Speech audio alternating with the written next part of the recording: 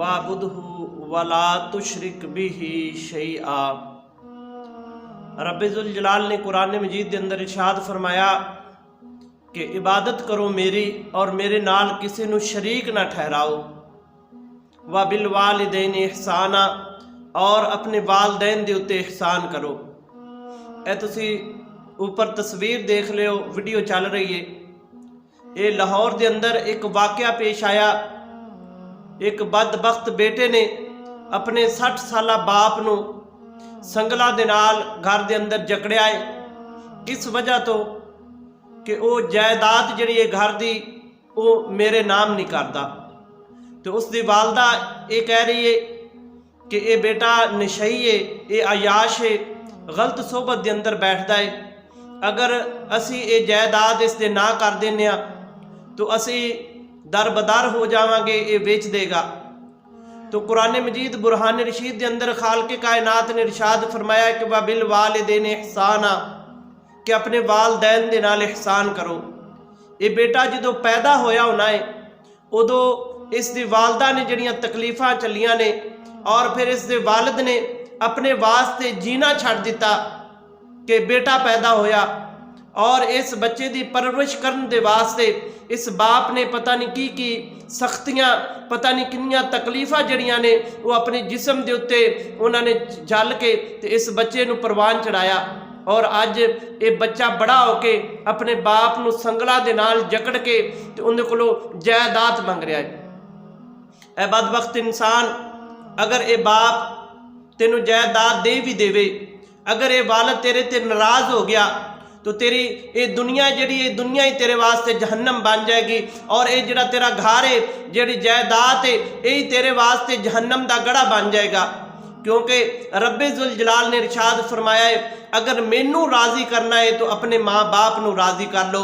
बाप अगर तुहाडा राजी है तुहाडे उत्ते तो मैं रब भी तुहाडे उत्ते राजी हाँ। अगर तुहाडा बाप तुहाडे उत्ते राजी नहीं तो मैं रब भी तुहाडे उत्ते राजी नहीं।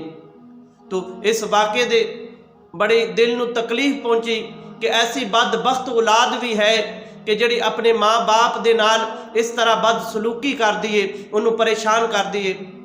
अल्लाह के प्यारे महबूब अलैहिस्सलाम जनाब हज़रत मुहम्मद मुस्तफ़ा सल्लल्लाहु अलैहि वसल्लम ने इरशाद फरमाया कि मैं मेराज वाली रात मैं की देखा कि एक इस तरह अग दा बनया होया जंगल है और वो अग दियाँ सलाखां ने, सलाखां दी जेल बनी हुई है। तो मैं की देखा कि उसके अंदर लोग जड़े ने वो तड़प रहे ने, अग उन्हां दे जिसम के उत्ते इस तरह मच रही है। तो मैं पूछा जबरील ये कौन लोग ने कि जड़े अग दे शहर के अंदर ने, अग दी जेल के अंदर ने। तो जनाब जबरील अलैहिस्सलाम अर्ज करते हैं, या रसूल अल्लाह, ये तेरी उम्मत दे वो लोग ने कि जिन्हां ने दुनिया के उत्ते अपने वालदैन नू तंग किया, अपने वालदैन नू परेशान किया, अपने वालदैन नू तकलीफ पहुँचाई। तो प्यारे महबूब अलैहिस्सलाम ने ये अपने सहाबा इकराम नू वाक़या सुना के मेरे आका करीम सल्लल्लाहु अलैहि वसल्लम रोन लग पे और फरमाया कि ऐ मेरे सहाबा, अगर अल्लाह दी ज़ात नू राज़ी करना चाहते हो तो फिर अपने माँ बाप नू राज़ी करो। अगर माँ बाप राज़ी है तो फिर अल्लाह तबारक व तआला दी ज़ात भी राज़ी है। अगर माँ बाप राज़ी ना होया तो बेटा पावे गौस होवे, कुतुब होवे, अबदाल होवे, हत्ता के सहाबी रसूल भी होवे, तो फिर भी उस इंसान के उत्ते अल्लाह की ज़ात राज़ी नहीं हो सकती।